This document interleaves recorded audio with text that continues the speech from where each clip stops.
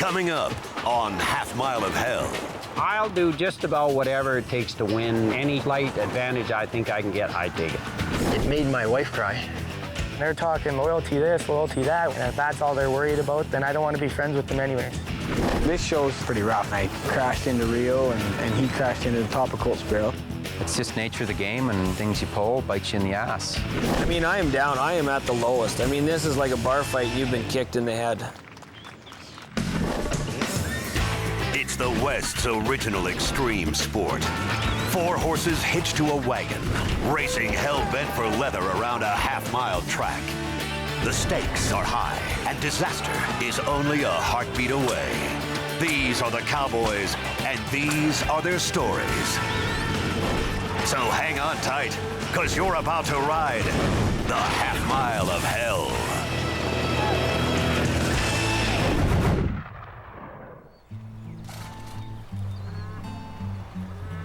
High River is the 4th stop on the chuckwagon tour. It's still early enough in the season to recover from a bad start or to ruin a good one.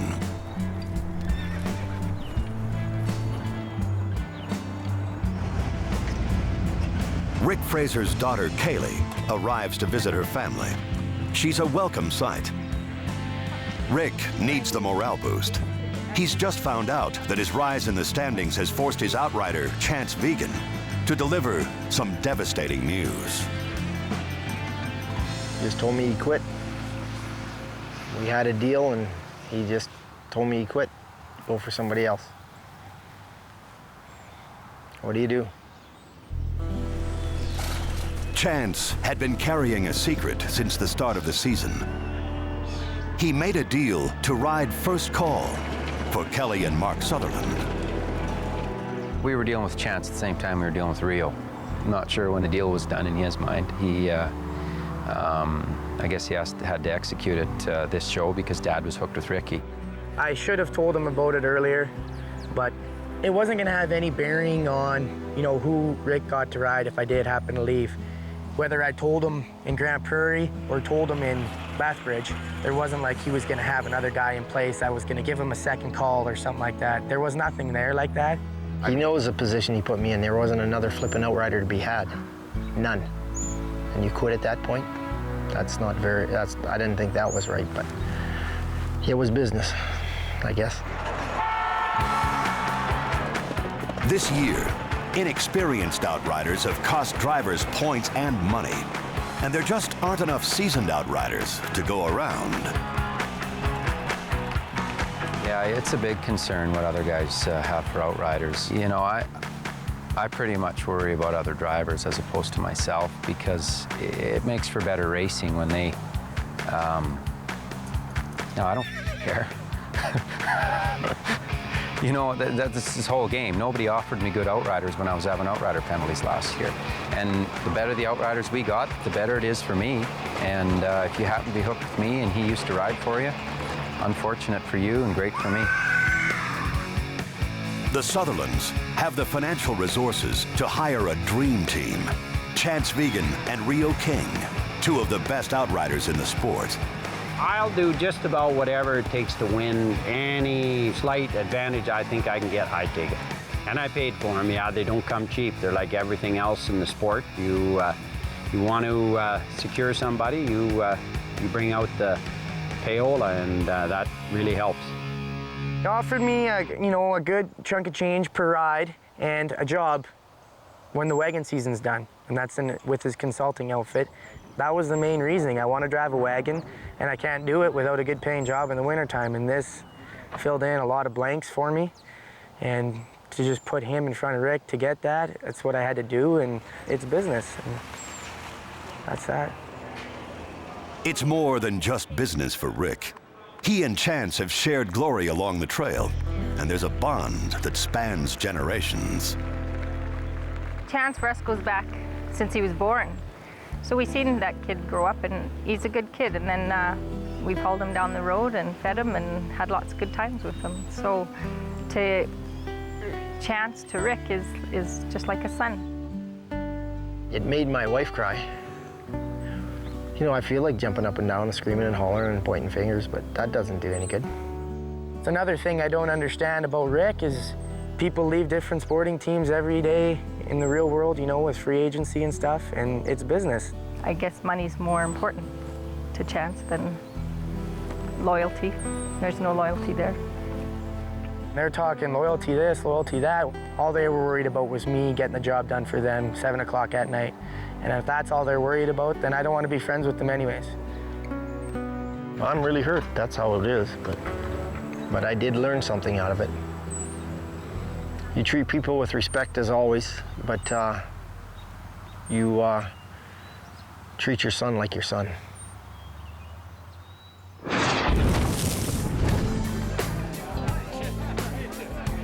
Chad Harden hosts yet another event for his sponsors with his family in tow. Life on the road is tough, especially when you're 9 months pregnant. It's wearing on me. I'm getting very emotionally tired, physically tired, and maybe just a little bit on the grouchy side, but just a little bit. Yeah, it's adding up. She's getting tired, the kids are getting tired. I mean, the stretch is starting to drag out with racing and going back and forth. And I mean, with sponsor commitments too, and me going to different functions and not being able to take the kids sometimes, but that's what my big game is to make sure the sponsors and their clients and customers are happy. Even with the work, there are fringe benefits to all the effort. It's something that's given me a relief where I can relax and have fun with some other guys instead of being just uptight about what to hook and what not to hook, where I can go and do something else and get a little bit different lifestyle. One of those perks, going to Carolina to see the Stanley Cup final, could mean he's away when Dory has their baby. Chad's priorities in the right spot? I'd have to think on that one. You know what? Me being pregnant, they're not where they need to be, but it's a lifestyle. It's his, it's ours, together. Driver Troy Fladd's season has derailed. Disaster struck as he left Lethbridge on a narrow road. His tractor-trailer overturned. That wagon, I can't imagine how it stayed up behind there. Troy had 19 horses in his liner. Miraculously, only one was lost. The rest are seriously injured. I've doctored 3 horses, 4 horses after a bad wagon wreck. I've never doctored 18 of them, though. We have spent everything that we got and then some to try to keep these horses alive. The bill for that night is close to $100,000, and Troy is broke. That night, we were laying in bed, me and Shannon, and we never spoke for at least an hour. We just laid and looked at each other. And I went to speak, and she said, "You can't quit. Quitting's not an option." She said, "You got 2 little boys here that definitely want to outride, drive." She said, "Are you going to walk out on them?" I said, "No, we can't." It's a tough spot for a proud cowboy. There's no money to go on, and there's no way he'll quit. I mean, I am down. I am at the lowest. I mean, this is like a bar fight and you've been kicked in the head. I am down.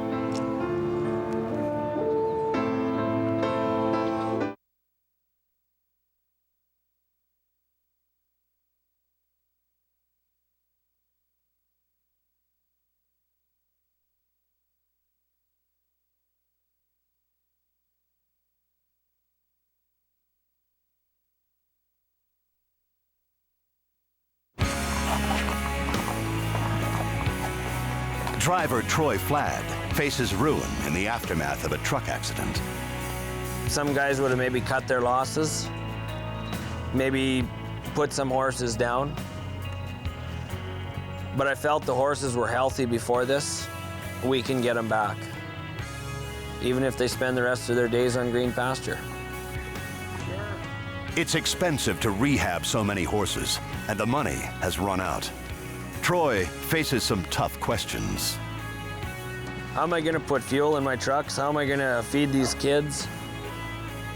I still got a deep freeze of meat at home, but home's a long ways from here. Without help, it's tough to make a way. Sometimes you can heal a lot of things with love and care. Sometimes you can't. Right now, that's all we got left is love and care because everything else is gone. These difficulties are familiar to former driver Jim Nevada. He didn't qualify for the Calgary Stampede last season because of injuries to his horses. It drove him out of the sports. I haven't wished I was at a show. That's the weird thing, though. Number one's family, number two's take care of this new job, and number three, go back to number one. That was a great decision, perfect decision for me. I don't have to worry about, geez, I better get this loaded and better find that and call the vet and check this out. I don't have that stress, and I think that's what I'm rather enjoying. When I do get a little bored, I guess I'll go outright. Now he's climbing back in the saddle for an old friend. He's helped us out before. He drove for me when I got sick one fall. I couldn't drive at a couple shows. He jumped in there and darn near won Dawson Creek for me. I'll jump off the fence to help a friend out. I'll ride this show and see what I've something to do. An old fat outrider that can still get the job done. He's not an asset, he's a friend. It's always nice to have good friends in your corner. With his outrider problem temporarily fixed, Rick visits another old friend. John Scott is a Hollywood icon, and his ranch has been the location of many westerns. Some of the guys I met when I was rodeoing came up here in 1969 to do a show called Little Big Man. Been very fortunate, done 4 Academy Award winning pictures. We did Days of Heaven, Unforgiven, Legends of the Fall, and then they took us down to New Zealand for Lord of the Rings. Rick has worked for John as a wrangler. It was kind of neat, actually. Standing around waiting to shoot is pretty boring. It's like watching paint dry. But it was fun to get to know the rest of the wranglers and really get to know those, like the real cowboys like Bruce Fallowing, and really get to know them, travel with them, and we had a lot of fun. But this thing is incredible. You just can't keep a wagon driver away from his wagons.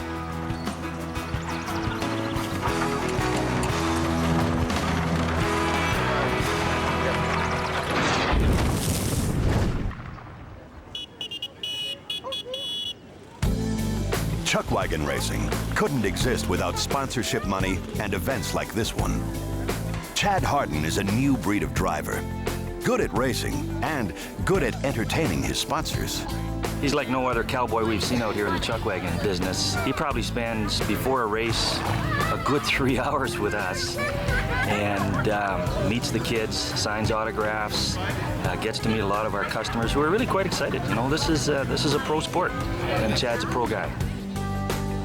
And behind this great showman is a great woman, his wife, Dory.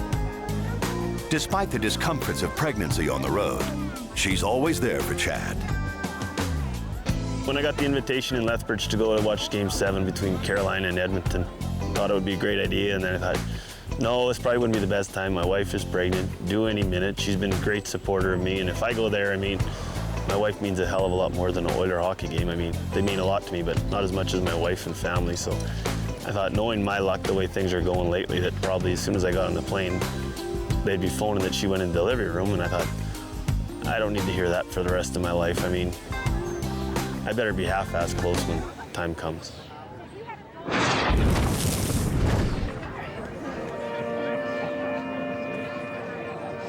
Family comes first in the chuckwagon community, and it's time to step up for one of their own. An auction will help lift Troy Fladd's financial burden and restore hope to an uncertain future. I want to thank everybody for coming out. This is absolutely unbelievable. This morning, to an unbelievable thing that I went through. I'm lucky to be a part of a family like this. I'm just going to thank everybody as one, because without everybody we couldn't carry on. So thank you all.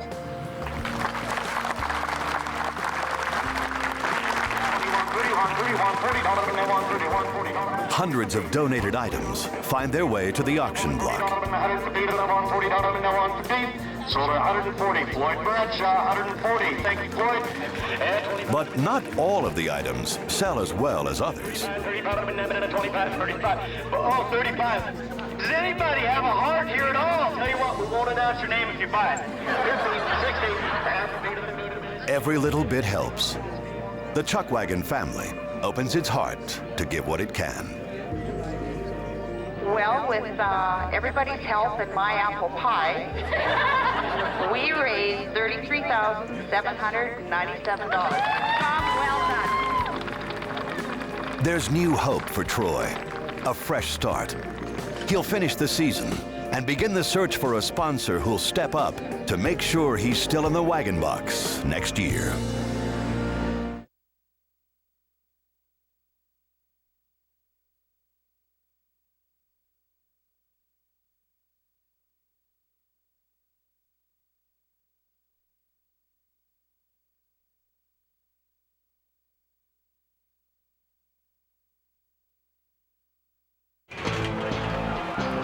It's race day in High River.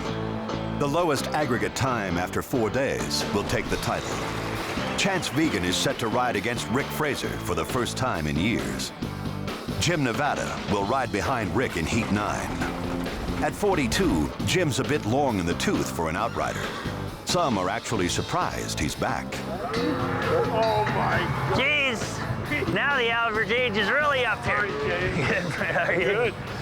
When did you get you? Were you in training? Yeah, I thought I'd be. I can still get on. Along with Chad Cosgrave and Jim Nevada. Wow, is that you, James? I knew he couldn't stay off too long. Retired from chuckwagon driving, warming up for the greatest outdoor show on earth, I'm thinking. Jim warms up in Heat 1, riding for Brian Mahan. He's about to learn if he still has what it takes.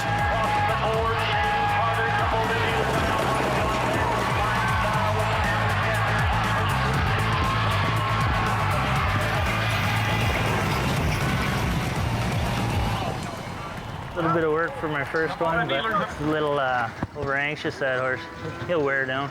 Either that or I will. I'll go sit on the fence, keep it warm. Jim's perch allows him to watch the kind of outriding mayhem that has plagued the young season. This show is pretty rough. I had a horse for Aubrey go left, and I was getting on, and I crashed into Rio, and he crashed into the top of Colt's barrel, so that got him some penalties. And there's just sometimes that, you know, you start thinking about, you know, maybe I can't do this, maybe I can't get on as fast as I should be, and maybe I'm not as good, and then all your rides go downhill, you know. A storm brews on the horizon, and some horses can't handle the rain. Looking at that big cloud over there, it's blacker than you know what. Hooking Cal for his first trip in a race tonight, so don't really want to put him in the rain. We sit on barrel 3, he might sit too long, he might not stand that well, and he hasn't went in 2 weeks. So we're gambling pretty heavy tonight if it's raining and we hook him, so it might change our mind. Mark Sutherland is set to continue his steady comeback. I climbed up a few spots over the last couple shows. I think I'm in the low 20s. Not quite comfortable yet, but at least a lot better than 35th. A few guys looking up to me as opposed to 34 guys looking down. So as long as I continue to have good luck, I should go the right direction, which is towards the top.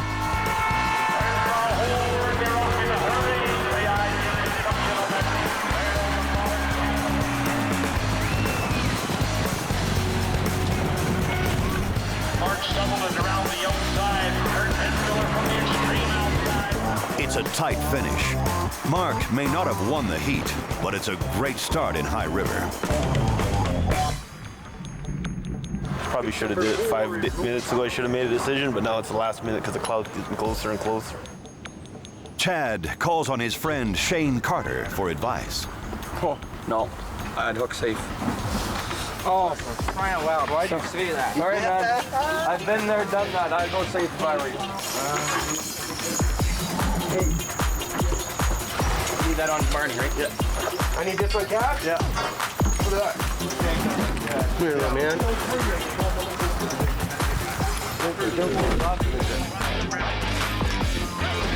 Hey, like that for a switch, eh?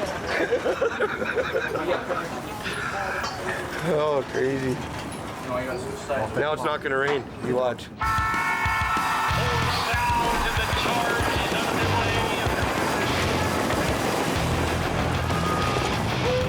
It's a dry track after all, and Chad ends up with the wrong horses for the conditions. 26th is the best he can do.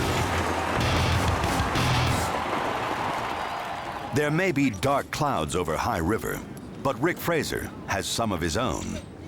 As he hooks for his heat, his mind is still on Chance Vigen's betrayal. They have to talk.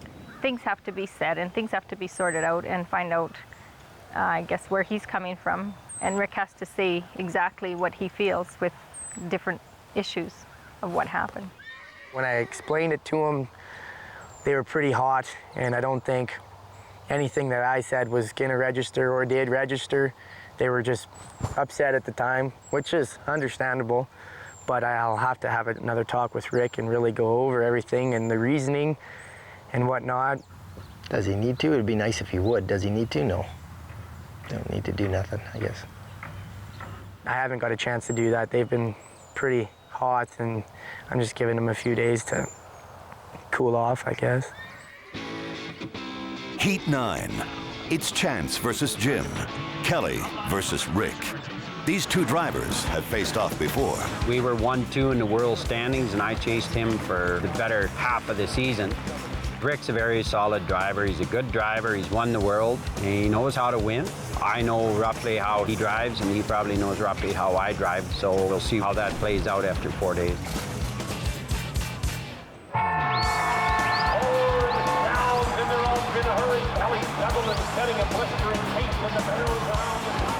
Rick turns hard and wobbles his barrel.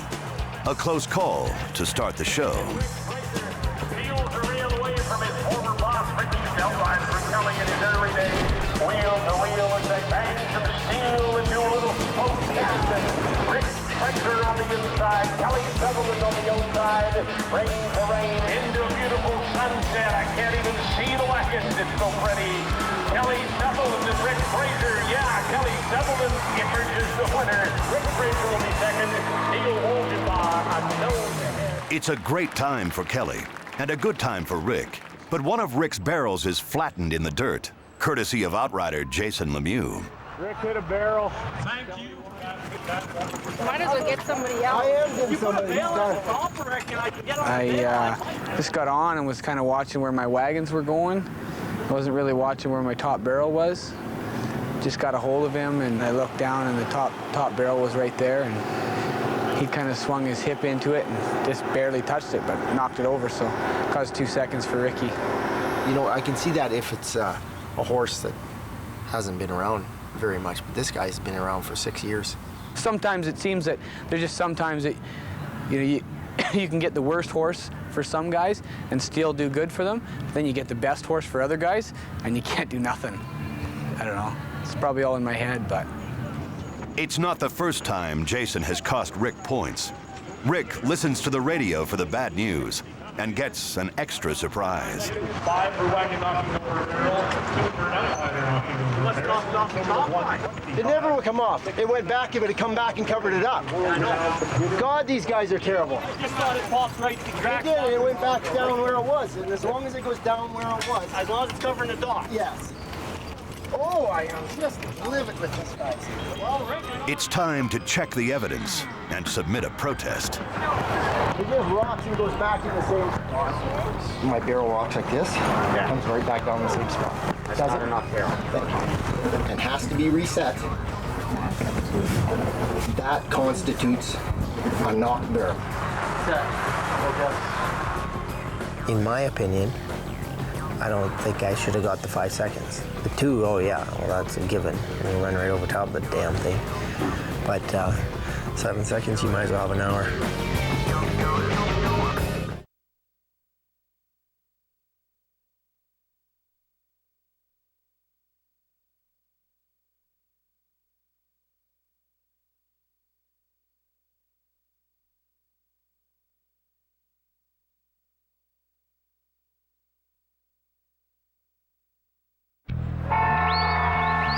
Rick Fraser has had a terrible start in High River.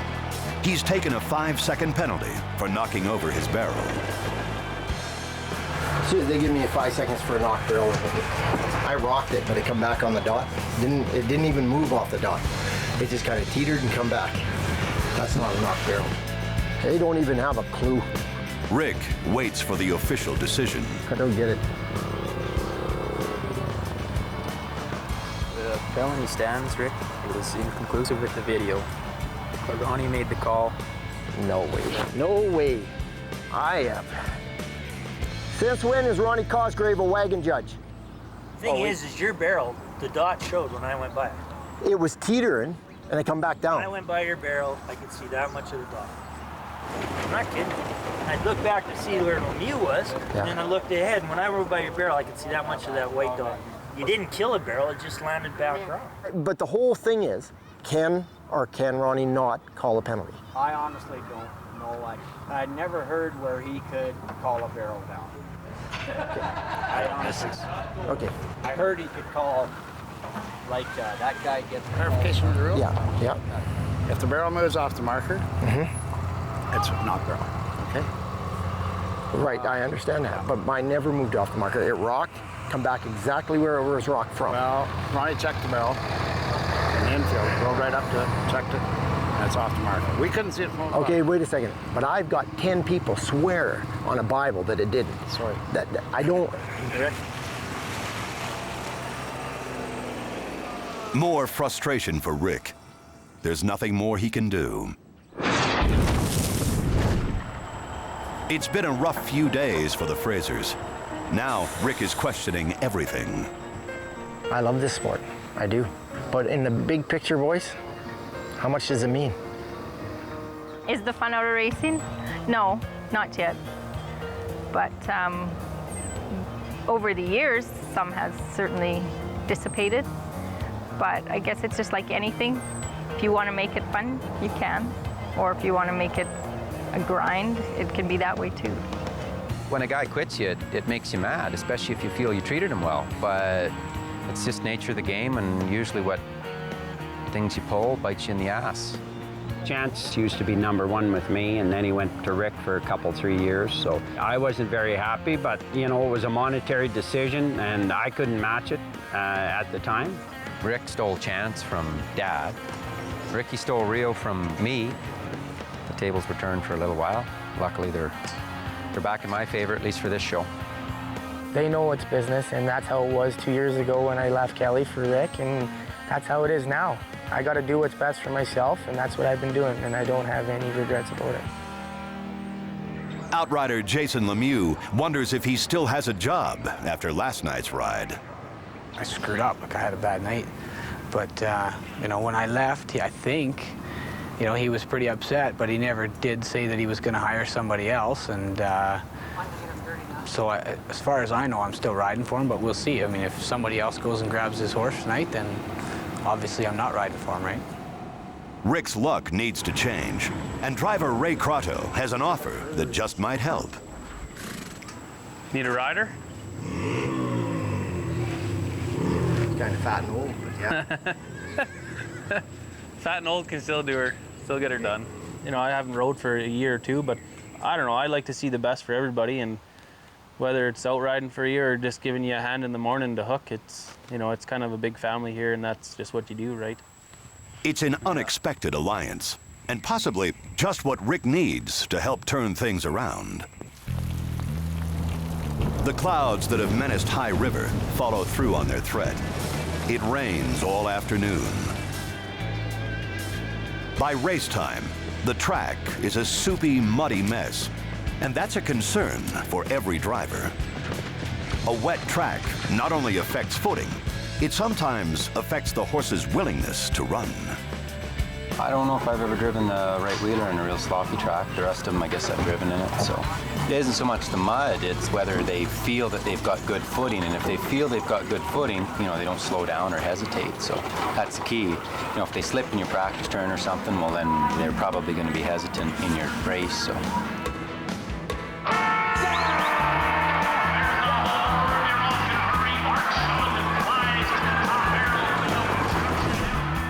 It's slow, dirty racing, but Mark's team pulls hard.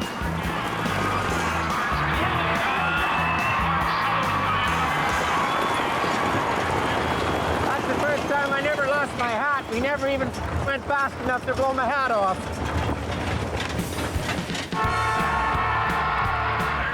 Chad Harden turns off the 4-barrel and runs the race too wide. Once again, he's in a race for last place, and this time, it's all his. Rick may call his outriders fat and old, but Ray Crotto is confident. It's like riding a bike. Jimmy can do her, I can do her. Jason Lemieux discovers he's out of a job when Ray takes his horse. I guess that's probably the hardest thing. Is, you know, one day you can go for breakfast with him and hang out, and then you make a mistake for him, and you know you're the worst guy around. So I mean, I think we're friends, but I mean, who knows, right? Go in, outriders now, got wagons come out, 4 across the racetrack. Hang on, it's gonna get tight tonight. Too tight for Rick. He gets sandwiched and pulls up. Sutherland leading the pack. Turn up the heat, Ricky. He's trailing the pack. He's trying to get inside the ridge and follow the leaders. Hang on, by a wagon length. Rick Fraser third by a neck over Ranch Johnstone United. Another great win for Kelly. He celebrates his dominance, while Rick has some choice words for Neil Walgenbaugh. I can do the same thing. Neil come out and Reg comes down. Just about kills him. That close to losing them both. Is that Reg's fault? Both of them. One was coming down, the other one was going out. Think they will get anything? No, are you kidding? Think about it. Another night, another protest. Hey, Dougie. Hey. Time to go to work again. Rick fumes while he waits for the ruling. One he assumes won't be in his favor. Wow, they said Neil didn't drive off the rail. Yes, wagon whipped, just slid in the mud. And Reg was out there, but there was room. But I didn't see the tape, Rick. They don't let me go in and look at it. They also said they were after the race. For what? Unsportsmanlike conduct. That's why.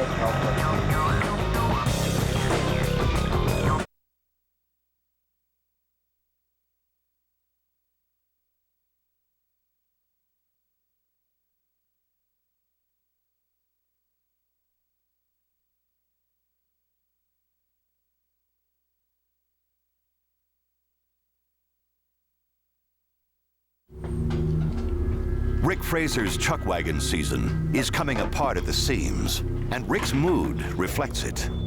Not the best time for his least favorite outrider to come calling.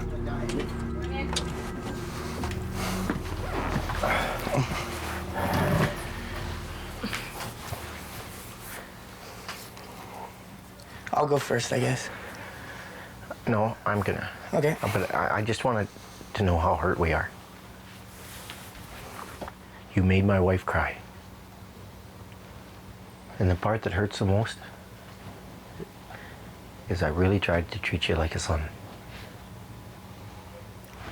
Do I want to make you feel bad? No, I don't, Chance. But I'm just telling you what's in my heart. And the guy that you went to, he don't give a damn about anything. So. I understand where you come from with that. But when I weighed out the positives and the negatives of everything, there's a lot of positives that come with riding for you guys. But for me, the positives that come with a long-term job with financial security, I didn't have that, and I just had to put one guy in front of you, and it happened to be Kelly because he's the guy with the job. It could have been whoever had a job offer for me like that, something for me to go to when August ends, because there's life after August. But for me, there hasn't been much of a life for me after August, and now I'm gonna have something to go to. And you know, Chance, and And I understand all that. But it wasn't the reason why you went there, Chance. It's when you went there. And that's my fault. I should have told you sooner, and I dropped the ball on that. But I can't take that back. I can just apologize for not telling you sooner. Yeah. But like, I still wanna help you try and achieve all your goals to win. Like, I still think I can help you out with some of those things, and I want to help you out if you want me to. And if you don't want me around, I understand that too. But I mean, I'm more than willing to stick around and help break your horses like I have been for the past few years. Okay. Let me, I want to talk to Susie a bit, okay? I thank you very much for that offer. That's a lot bigger than I've been about this. Okay, Susie's getting all sniffly here, so we better. Yes. Sure no. The sun returns to the High River track. Tonight, something new will help the judges and the drivers. Just in the past couple of years, we've gone to, instead of using chalk on the barrel markers, we've gone to a disc. And tonight we will use, for the first time, use a colored disc, which won't blend in with the barrel. We're going to a fluorescent green, which we feel is going to be much, much better for us. Mark makes a good turn out of the barrels and grabs second place going into the first turn. Mark Sutherland in closing round as they climb midway down the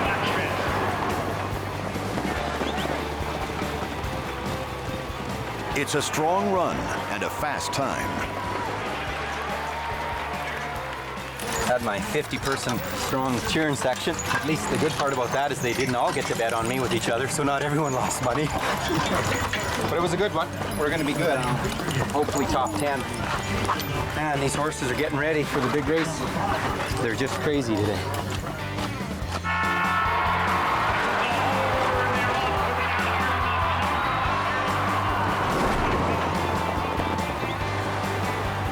Jason Glass jumps out to a big lead, and Chad runs hell-bent for leather to catch him.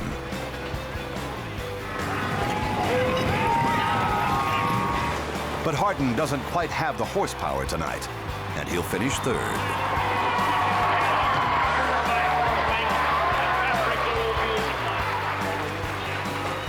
Chad's smile may hide some frustration, but he's still 14th in the world standings. As the sun sets in High River, the crowd readies for the final heat of day 3.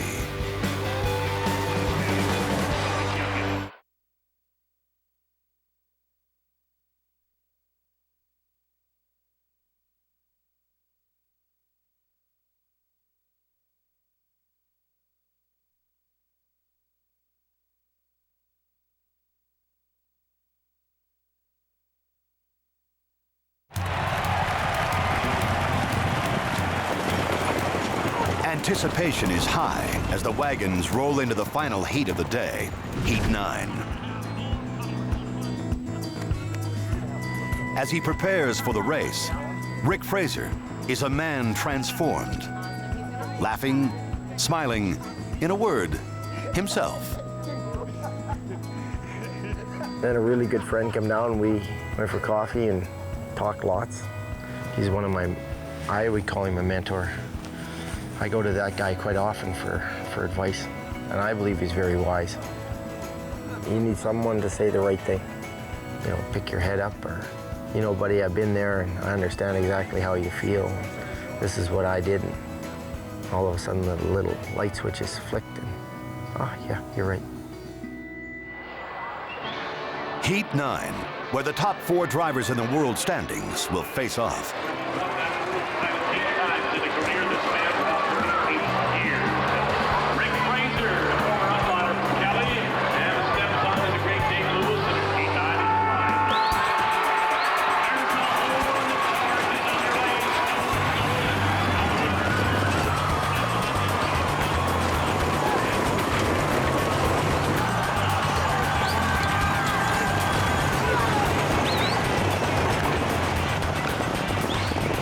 is a long way back, trailing 3 of the fastest wagons in the sport.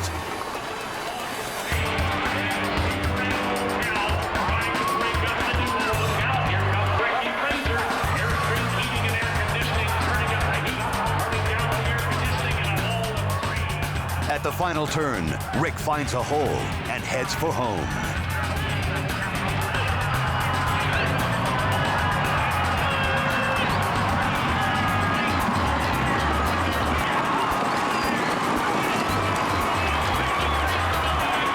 Incredibly, Rick comes through to win the heat.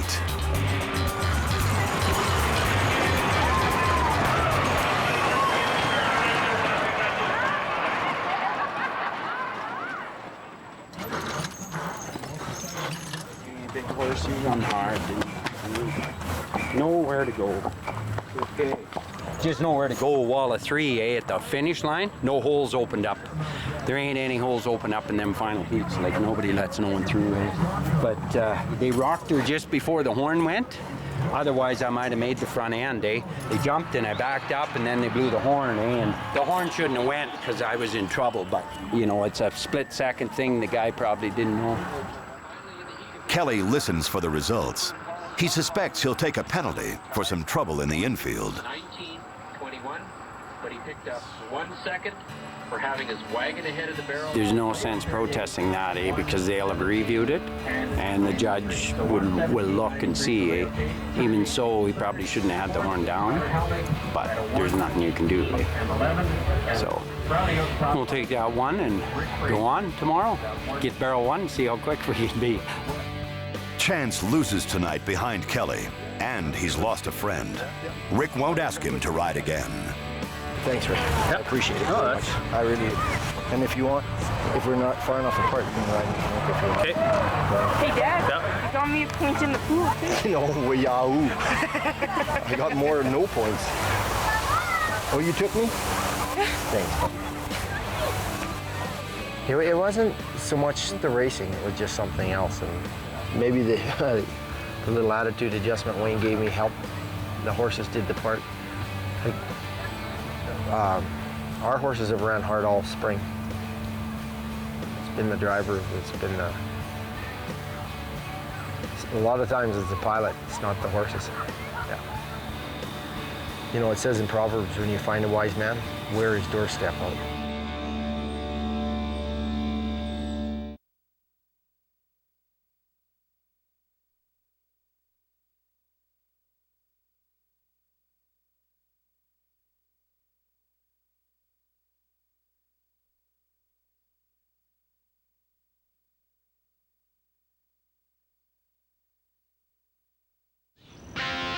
It's the final day in High River. One last race. One last chance to win.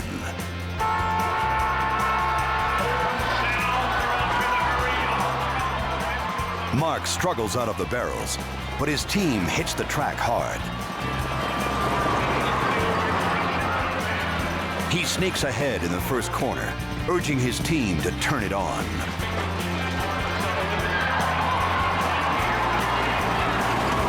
Mark wins the race, but not all heats are equal. It wasn't very fast, and they didn't charge. Yeah, I won, but first place in a slower heat is still not. It'd be just like I've done this whole show. Like I just haven't had it this whole show. Hopefully the next one.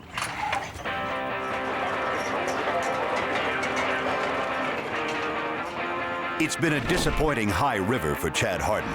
This is his last chance to turn things around.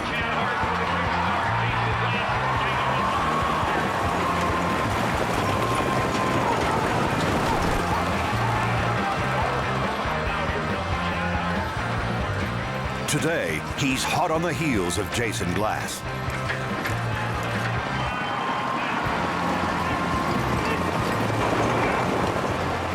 After 3 disappointing nights, Chad is back on his game. He finishes a strong second. Skippy backs to the horse trainer. He said the real driver is nuts. Chadwick, thank you for making the game a little fun. As Heat 9 lines up, Rick Fraser holds the reins with the same optimism that carried him to first place last night. But Ray's horse rears as the horn blows. His only hope is a long bomb to a moving target.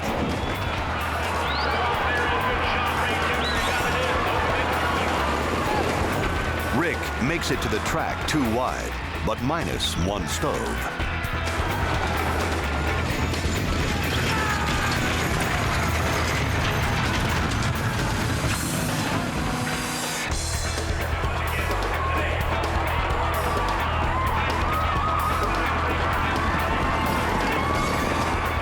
Rick finishes fourth with a 4-second penalty for the missing stove. Oh, the horn went and he reared back. Tried to give a long bomb on the stove, but she hit just the lip and bounced back out. They made it around the barrels clean anyways. High River has been tough on Rick, but great for Kelly Sutherland. I had a good solid run, that's all I need. Everybody that I had to gain on, is behind me, and I guess that's the important thing. Got to stay in the hunt there, make the finals and keep running tough. Ray shows up to face the music in the Fraser barn. I got hot there, but... I heard it go clunk, I thought it was in. He heaved that thing for all he's worth from about the bottom barrel. He just about got that thing in. That would have been a great shot. I've been teasing him that Susie will take him out and show him how to shoot hoops. Might help as a stove man. He did everything he could to get her in. He never lost his horse. That was important. But yeah, there's lots to try in that guy. He's not going on the outright again no more. We'll drive him. You know what? Chuckwagon racing is a lot like farming. But it's actually better because your next season starts the next weekend. So you can leave that part behind and look forward to the next one. You know, I've had a lucky year. Like, I honestly feel that. From the first bounce from that rack on, things have been going my way. It's just the 10 seconds before that bounce that were unlucky. Yeah, you run hard, I know you did. Yes, you did. You run in, you were supper time?